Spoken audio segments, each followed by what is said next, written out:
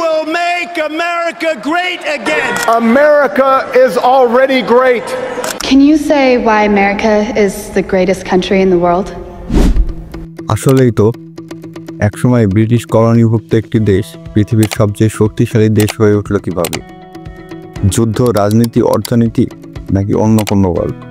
1776 সাল আমেরিকা 13টি উপনিবেশ ব্রিটেনের বিরুদ্ধে স্বাধীনতার ঘোষণা দেয়। এরপর প্রায় 7 বছরের স্বাধীনতা যুদ্ধ। 1783 সালে ট্রিটি অব প্যারিস স্বাক্ষরের মাধ্যমে আমেরিকার জন্ম হয়। তবে স্বাধীনতা অর্জনের পরেই কি তারা সুপার পাওয়ার হয়ে যায়? একদমই না। এখন আসল খেলাটা শুরু। কিভাবে তারা জমি, সম্পদ আর কৌশলে এগিয়ে গেল। যুক্তরাষ্ট্র ক্রমশ পশ্চিম দিকে বিস্তার লাভ করতে থাকে। লুইজিয়ানা পার্সেস ফ্রান্সের কাছ থেকে $80 লাখ বিশাল একটি অঞ্চল কিনে নেয় তারা। এরপর ইন্ডিয়ানদের কাছ থেকে জমি দখল ও মেক্সিকো যুদ্ধ এর মাধ্যমে টেক্সাস, ক্যালিফোর্নিয়া সহ বহু অঞ্চল যুক্ত হয়। এতে আমেরিকার হাতে আসে খনিজ, কৃষি ও শিল্প উৎপাদনের জন্য বিশাল সম্পদ। জমি তারা পেয়েছে ঠিকই, কিন্তু জমি থাকলেই তো সুপার পাওয়ার হওয়া যায় না। তাহলে কি জিনিস আমেরিকাকে সত্যিকারের শক্তিশালী করে তুলল? তার জন্য আমাদের যেতে হবে শিল্প বিপ্লবের যুগে। 19 শতকের শেষ ভাগে যুক্তরাষ্ট্রে শুরু হয় দ্বিতীয় শিল্প বিপ্লব। Rail line, steel, telephone, electricity এসব প্রযুক্তি আমেরিকাকে অর্থনৈতিকভাবে দ্রুত উন্নত করে। হেনরি ফোর্ড এর গাড়ি তৈরি পদ্ধতি পুরো ইন্ডাস্ট্রি বদলে দেয়। 1900 সালের মধ্যে আমেরিকা বিশ্বের সবচেয়ে বড় অর্থনীতি হয়ে ওঠে। তখন আমেরিকা শুধু উৎপাদন নয়, উদ্ভাবনের দিকেও এগিয়ে যাচ্ছিল। কিন্তু এরপরেই আসে এমন এক সময় যা পুরো বিশ্বকে পাল্টে দেয়। 1914 সালে শুরু হয় প্রথম বিশ্বযুদ্ধ।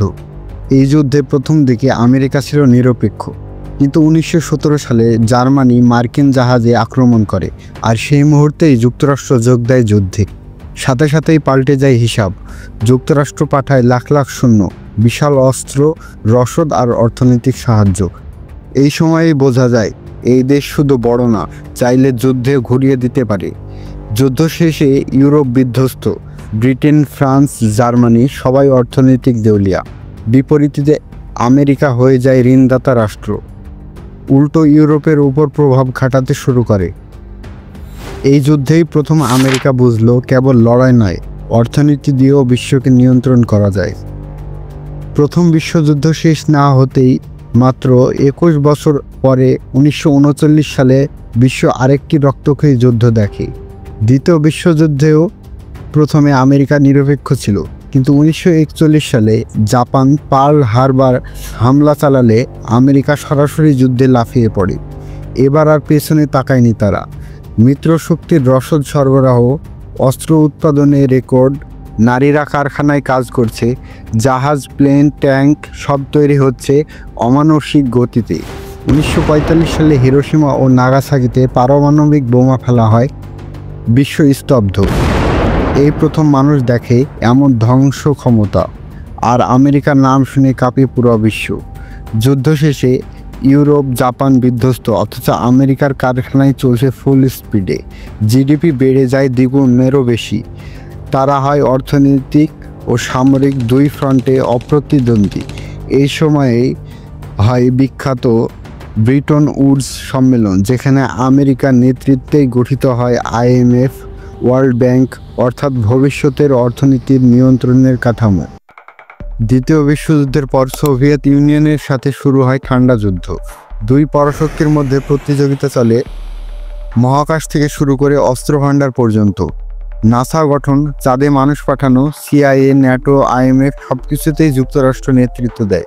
যদিও যুদ্ধ হয়নি সরাসরি, তবুও প্রযুক্তি ও কূটনৈতিক শক্তির মাধ্যমে আমেরিকা বিশ্বমঞ্চে আধিপত্য বিস্তার করে। একদিকে প্রযুক্তি, আরেকদিকে রাজনীতি। আমেরিকা পুরো দুনিয়াকে প্রভাবিত করতে শুরু করে।